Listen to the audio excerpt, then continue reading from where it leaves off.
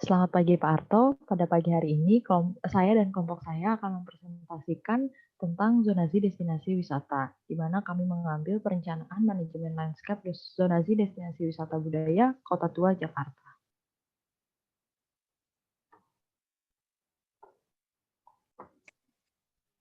Nah, pada bagian di sini saya dan di sini adalah nama kelompok dari kelompok kami. Saya sendiri adalah Pauline Alvincia Ferdinandus, NIM 19221014.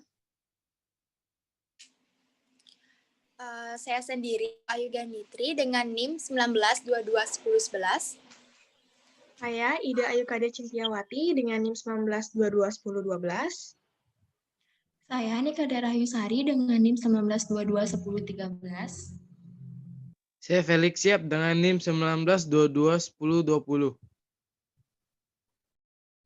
Nah, berikut adalah pembahasan yang akan kami bahas pada presentasi-presentasi selanjutnya. Presentasi kali ini akan dilanjutkan oleh Cynthia. Baik, di sini saya akan membahas yang pertama yaitu abstrak.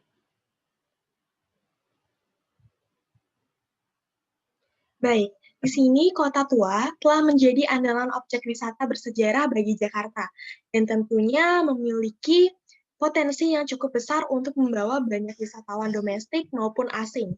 Studi dalam penelitian ini menggambarkan identifikasi arah perencanaan dan pengembangan manajemen landscape objek wisata Kota Tua DKI Jakarta ini. Baik, selanjutnya yang kedua ada pendahuluan. Di pendahuluan, kami membahas sektor pariwisata di Indonesia merupakan salah satu sektor andalan yang memiliki potensi yang cukup besar, di mana pariwisata di Indonesia memberikan pemasukan devisa negara dan tentunya ekonomi, di mana kegiatan wisata sejarah mulai digalakan kembali dalam beberapa tahun terakhir. Kawasan pariwisata Kota Tua di Provinsi DKI Jakarta merupakan salah satu potensi yang sangat potensial, di mana objek ini memiliki sebuah landscape budaya yang sangat beragam. Namun, kondisinya untuk saat ini masih belum terlalu siap, di mana diperlukan kembali pengembangan terhadap sisi rancangan bangunan, prasarana jalan, kebijakan tata ruang, pola sirkulasi kendaraan, pola parkir, penataan aliran sungai, pedestrian, pola hijau, pedagang kaki lima, dan serta berbagai pelaksanaan kesenian yang harusnya terjadwal. Nah, oleh sebab itu, Kota Tua Jakarta perlu menyiapkan grand design pengembangan fasilitas dan melakukan manajemen landscape serta zonasi wisata budaya yang unggul dan tentunya kompetitif masih sangat diperlukan di kawasan Kota Tua DKI Jakarta ini, yang merupakan salah satu pariwisata budaya.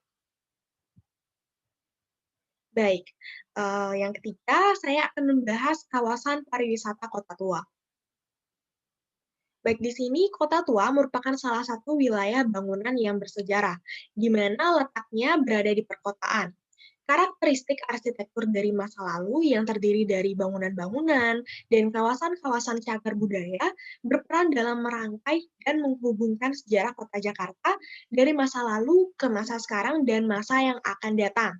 Di mana saat ini Jakarta memiliki 4 kawasan cagar budaya, yaitu Kota Tua Menteng, Kebayoran Baru, dan Situ Babakan. Di dalam kawasan-kawasan ini terdapat arsitektur kota dan bangunan-bangunan yang harusnya dilestarikan. Selain itu juga banyak terdapat bangunan-bangunan pelestarian yang berada di luar kawasan-kawasan ini. Masing-masing kawasan cagar budaya memiliki panduan khusus yang disesuaikan dengan kondisi dan karakter dari masing-masing kawasan. Panduan ini terutama adalah panduan peruntukan untuk pemanfaatan ruang-ruang kota dan bangunan-bangunan cagar budaya di zona kawasan cagar budaya Kota Tua di Jakarta. Baik, selanjutnya akan dilanjutkan oleh teman saya, Rahayu. Baik, selanjutnya saya akan menjelaskan tentang sejarah umum wilayah wisata budaya Kota Tua.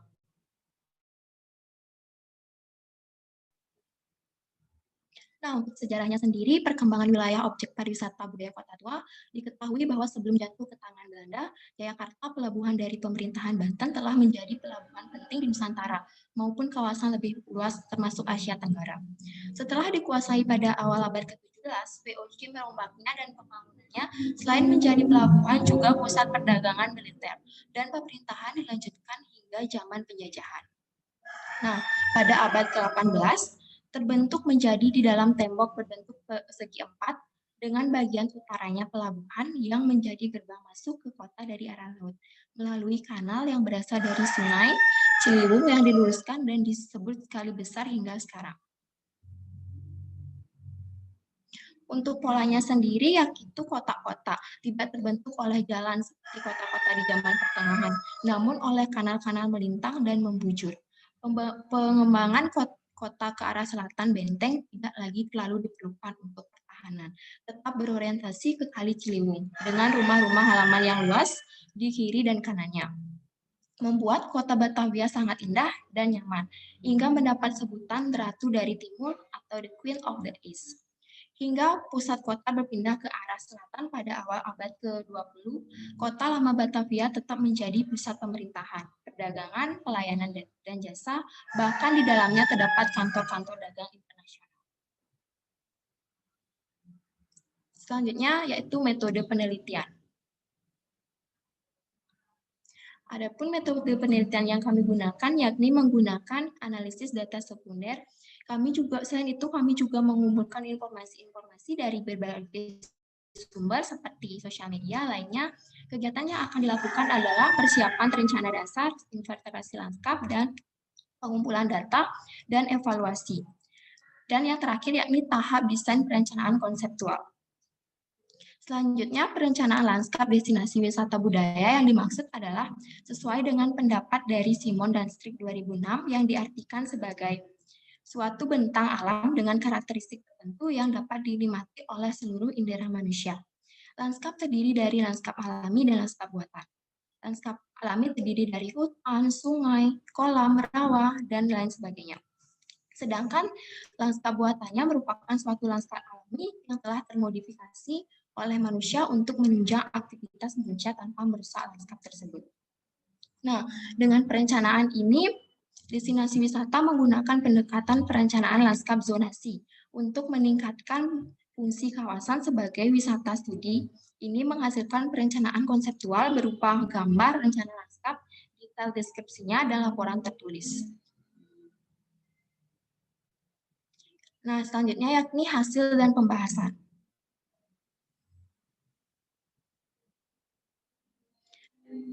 Kondisi umum wilayah pariwisata. Berdasarkan kajian sejarah tersebut, sebagian besar dari kawasan Sunda Kelapa dan zona pariwisata kawasan Cagar Budaya Kota Tua adalah cikal bakal Kota Tua, yaitu kota pada masa kolonial berada di dalam dinding benteng, yang ditinggali sebagian besar oleh bangsa Belanda.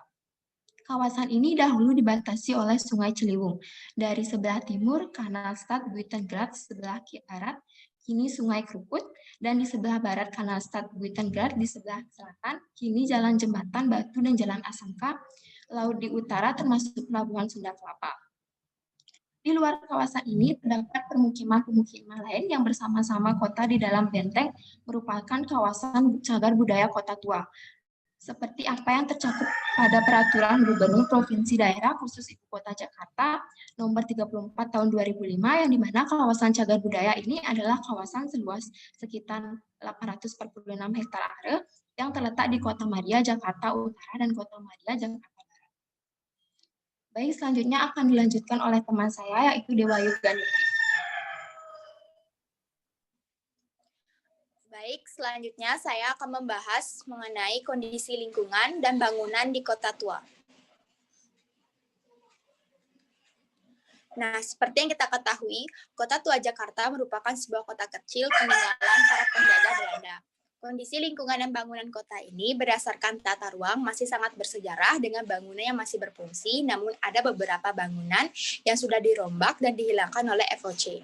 Untuk kondisi bangunannya sendiri saat ini terbagi menjadi beberapa kategori, yang dimana pertama sudah musnah, yang artinya beberapa bangunan telah dibongkar dan diganti dengan bangunan baru. Yang kedua yaitu masih utuh, yang kedua hampir musnah, yang dimana beberapa bagiannya sudah mulai runtuh. Yang ketiga masih utuh, yang dimana masih dalam keadaan utuh namun kosong dan tidak terpelihara.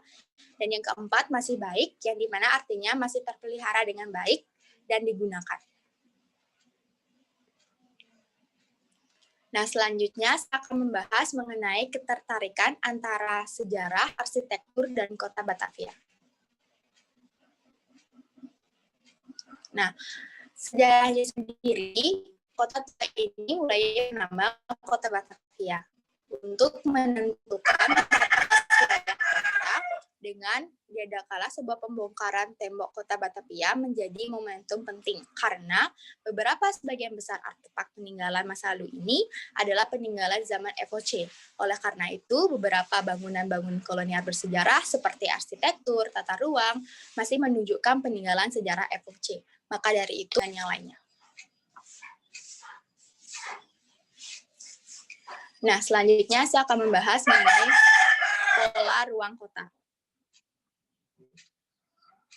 Nah, untuk pola ruang kota ini sendiri masih dipengaruhi oleh salah satu teori yang mengatakan unsur gereja sangat penting di dalam sebuah kota karena menjadi pengikat antara hubungan Tuhan dengan manusia. Sama halnya dengan di Bali, yaitu menerapkan Trihita Karana, di mana hubungan antara Tuhan dengan manusia, antara manusia dengan manusia, dan antara manusia dengan lingkungan. Nah, di kota ini sendiri mengambil konsep pola ruang ini untuk mengatur wilayah publik tanpa menghilangkan kebebasan individu. Untuk kekuatan komersial ini dimaksimalkan dengan memanfaatkan potensi perairan serta memanfaatkan pola grid untuk keuntungan komersial. Nah, untuk perletakan bangunan-bangunan ini masih dalam satu aksis panjang di salah satu sisi atau bagian kota. Nah, selanjutnya akan dibahas oleh teman saya, yaitu Felix Siap.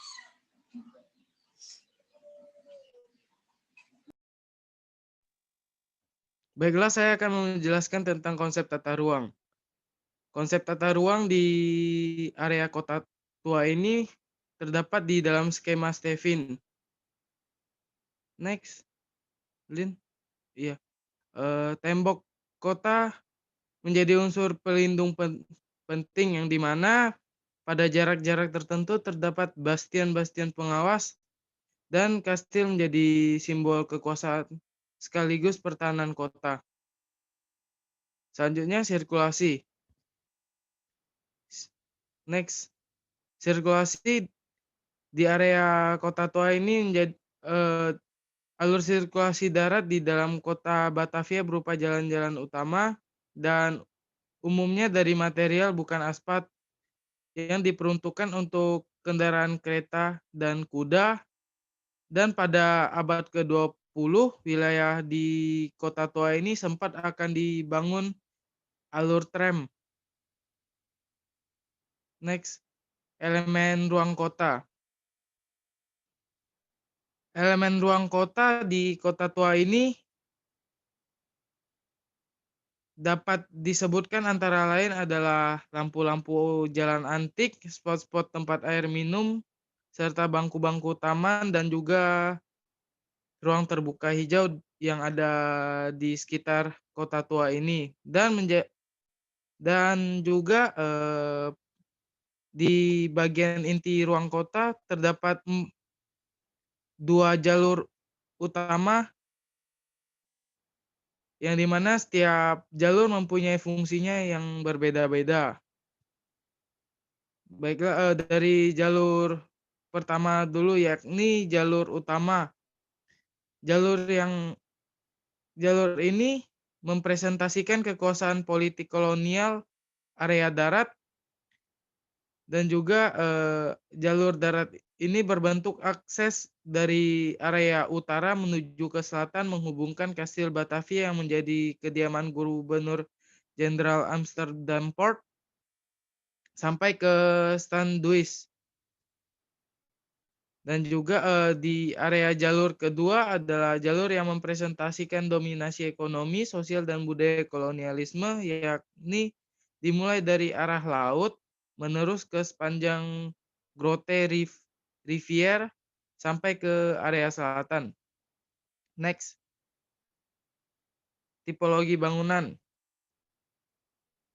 Tipologi bangunan di area kota tua ini disimpulkan ada 4 jenis tipologi bangunan, yakni antara lain yang pertama adanya bangunan masyarakat kolonial Eropa yang dibangun pada periode VOC yang berciri arsitektur seperti pertengahan Eropa dengan kesan tertutup dan sedikit bukaan. Jendelanya besar-besar tanpa ada teritisan dan tanpa serambi.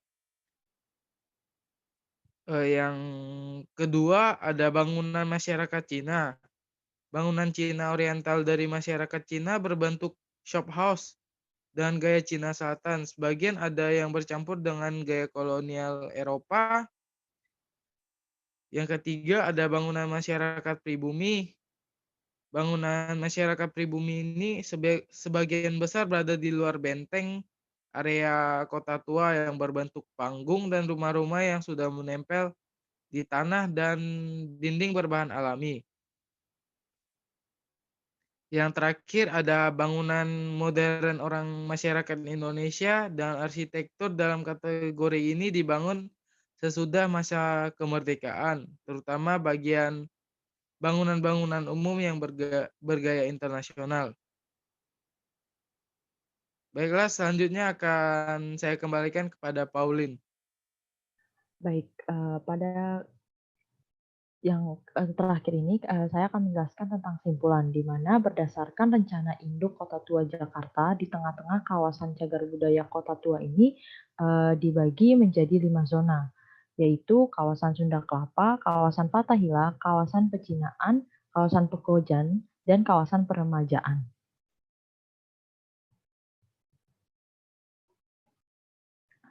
Lalu untuk yang ke-15 itu adalah zona pariwisata kawasan cagar budaya Kota Tua pada masa lalu, di mana pada masa penjajahan Belanda sampai dengan abad ke-19 itu adalah bagian selatan dari kawasan di dalam dinding kota yang dibatasi oleh Sungai Ciliwung di sisi timur, untuk Sungai Krukut, Jelangkeng di sisi barat, dan Jalan Jembatan Batu serta Jalan Asmk di sisi selatan, serta kawasan Pasar Ikan di sisi utara pada masa-masa akhir era kolonial Belanda. Kawasan ini merupakan pusat bisnis di kota Batavia dengan konsentrasi kegiatan perdagangan dan jasa di sepanjang Sungai Kali Besar dan pemerintahan di sekitar Taman Fathahillah.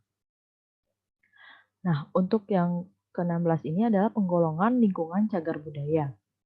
Jadi penggolongan lingkungan cagar budaya ini terbagi atas 3 golongan, di mana golongan pertama ini berada di sekitar Taman Fathahillah dan Jalan Cengkeh, dan golongan 2 berada di luar lingkungan golongan 1, yaitu Kali Besar yang merupakan akses yang mempresentasikan kekuasaan ekonomi, sosial, dan budaya kolonialisme atau di jalur air. Lalu untuk golongan 3 itu berada di luar lingkungan golongan pertama dan golongan kedua, yaitu area yang berdekatan dengan Sungai Ciliwung di sisi timur dan area di dekat Sungai Krukut, Jelangkeng di sisi barat. Demikian presentasi dari kelompok kami. Terima kasih.